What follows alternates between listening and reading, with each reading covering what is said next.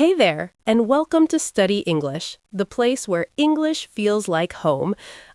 I'm Sophie, and in every episode, we talk, we listen, and we learn together.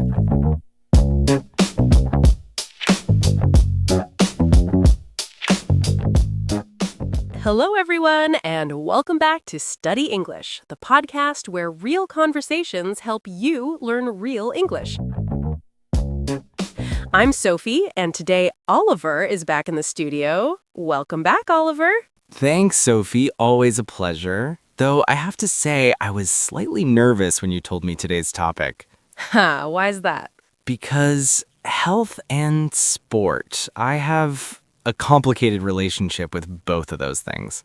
Don't worry, so do I. That's actually what makes it a good conversation. Today, we're talking about our health habits, our relationship with exercise, and what it really means to live a healthy life. Lots of useful vocabulary along the way. Let's get into it. Don't forget to subscribe, friends.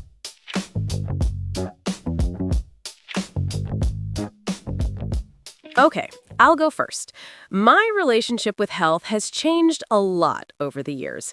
In my early 20s, I didn't really think about it. I ate whatever I wanted, slept whenever I could, and exercise was something other people did. That's very relatable. Very relatable.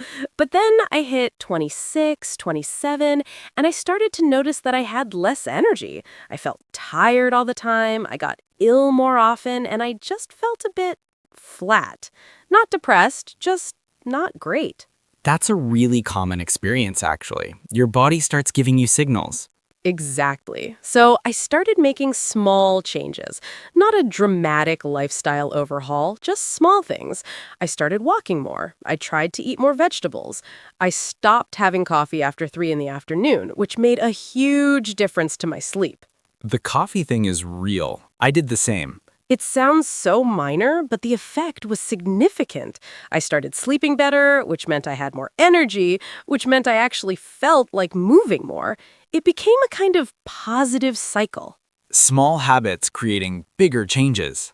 Exactly. Now I'd say I'm reasonably healthy.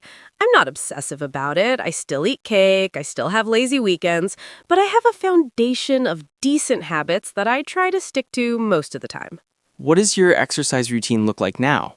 I go for a run 2 or 3 times a week, nothing impressive, maybe 30 minutes, and I do yoga at home once a week, which I love. It's very gentle, but it does wonders for my back and my stress levels. Yoga is brilliant for that. I keep meaning to try it. You really should. Okay, your turn. Tell me about your health habits. Right. So I played a lot of sport when I was younger. Football, tennis, swimming. I was quite active throughout school and university. And then I got a desk job and everything kind of stopped. The classic story.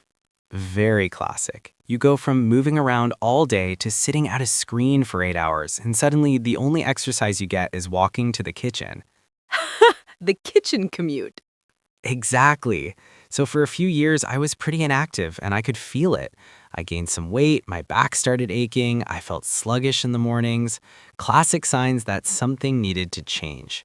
What made you actually make that change? A friend of mine signed up for a half marathon and asked if I wanted to train with him. I thought, that's completely insane. I can barely run for a bus. But I said yes anyway. Oh, wow. How did that go? The first few weeks were genuinely painful. I was slow, I got out of breath very quickly, I ached everywhere. But my friend was patient, and we just built it up gradually. And by the time we actually ran the half marathon, 6 months later, I felt incredible. That's such a brilliant achievement. It really changed my mindset. I realized I was capable of more than I thought. And more importantly, I actually started enjoying running, which I would never have predicted. The people who enjoy running always say that. You just have to get to a certain point and then it clicks. It takes a while, but yes, it clicks. Now I run regularly. I watch what I eat a bit more carefully, and I try to get enough sleep.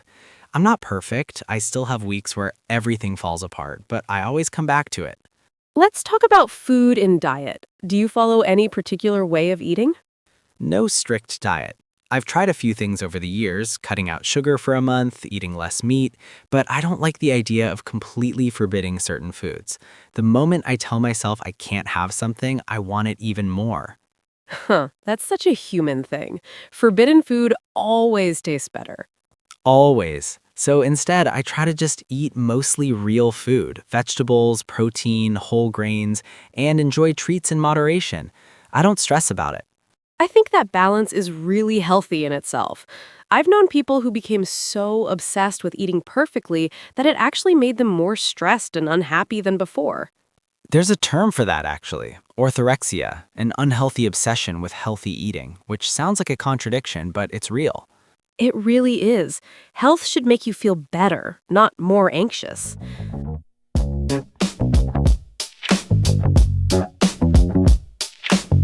I want to talk about mental health because I think it's just as important as physical health, and people don't always talk about it openly. How do you look after your mental health, Oliver? That's a great question, and I'm glad you asked it. For me, exercise is actually the biggest thing for my mental health, even more than my physical health. When I run regularly, I'm calmer, I sleep better, I'm less reactive to stress. When I stop, I notice the difference within a week. The research on exercise and mental health is really strong, isn't it? It's one of the most effective things you can do. Completely. I also try to spend time outside every day, even just a short walk. Something about being outdoors, away from screens, resets my brain. I feel that. I do my best thinking on walks. Some of my best ideas have come to me when I wasn't trying to think at all. The brain needs downtime. We're not meant to be switched on all the time. For me, sleep is the foundation of everything. When I'm well rested, everything feels manageable. When I'm sleep deprived, even small problems feel overwhelming. Sleep is underrated. People almost wear tiredness as a badge of honor. Oh, I only slept 5 hours. I've been so busy. But it's not something to be proud of. Completely agree. Rest is productive. Recovery is important. We've somehow turned busyness into a virtue. And it's making everyone exhausted and burnt out. Exactly. So, the summary of our health philosophy today: move your body, eat mostly real food, sleep properly, go outside, and don't be so hard on yourself when you have a bad week. That's it. That's the whole thing. Okay, so to wrap up, today Oliver and I talked about health, sport, and what it really means to take care of yourself. Small habits matter, balance is better than perfection, and mental health is just as important as physical health. And get enough sleep, please. It changes everything. It really does. Thank you so much, Oliver. Another brilliant conversation. Always fun, Sophie. I feel motivated to go for a run now, actually. Ha, me too. And thank you to everyone listening. If you enjoyed this episode, follow Study English wherever you get your podcasts. New episodes every week. Until then, keep listening, keep practicing, and I'll see you in the next one. Bye. Bye, everyone. Go take care of yourselves.